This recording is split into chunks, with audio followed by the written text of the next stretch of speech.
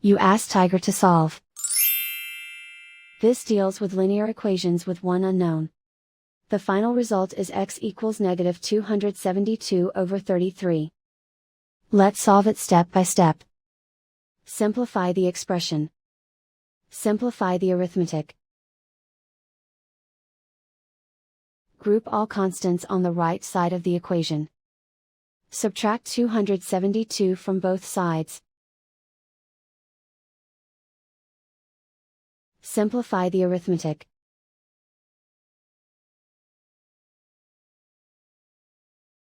Isolate the x. Divide both sides by 33. Simplify the fraction.